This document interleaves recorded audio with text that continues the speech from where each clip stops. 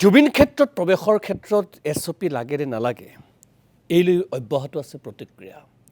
এফালে SOP নামানিলে আৰক্ষী কঠোৰ হ'ব বুলি মন্তব্য মুখ্যমন্ত্ৰী, আনফালে জুবিন ক্ষেত্ৰত প্ৰৱেশৰ সময়সীমা নামানো বুলি হুংকাৰ অনুৰাগী।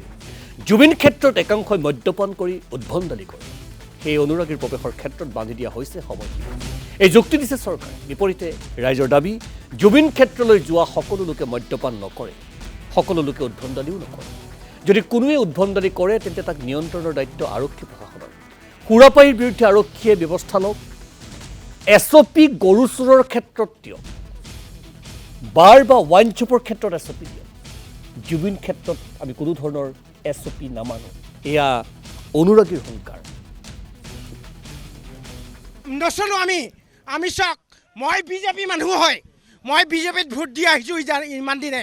মই হেমন্ত বিশ্ব শৰ্মাক বেয়া নাপাওঁ, ভাল পাওঁ, কিন্তু হেমন্ত বিশ্ব শৰ্মাই এই যি জুবিন দাৰ ক্ষেত্ৰত SOP দিছে তাক আমি কেতিয়াও মানি নচলোঁ। জয় জুবিন দা। ইয়াত আমি ৰাতি 12টা বজাতো আহিব পাৰোঁ, 2টা বজাতো আহিব পাৰোঁ, 3টা 4টা, ইয়াত কোনো বিজেপি ৰাজনীতি নচলিব। আবেগত SOP লগাই লাভ নাই। আমিহে গম পাইছোঁ আমাৰ কি এটা মনত হৈ আছে। আমি এতিয়া দিনটো কৰ্মক্ষেত্ৰত জড়িত, কৰ্ম শেষ কৰি আমি ৰাতি এবাৰ আহি আমাৰ প্ৰাণৰ শিল্পী বা জুবিন দাক যিমানখিনি ভাল পাইছিলোঁ, আবেগৰ কাৰণে এবাৰ আহোঁ। মানে SOPটো এইটোৰ কাৰণে জাৰি কৰা বুলি কৈছে, গতিকে আমাৰ যিটো আবেগ, আমি আবেগৰ কাৰণেহে আহিছোঁ ইয়াতে। আমি ইয়াতে কোনো ধৰক আমি ফূৰ্তি কৰিব এই ৰাতিখন বা টোপনি ক্ষতি কৰি ৰাতিখন অহা নাই, আমি এটা আবেগৰ কাৰণে আহিছোঁ।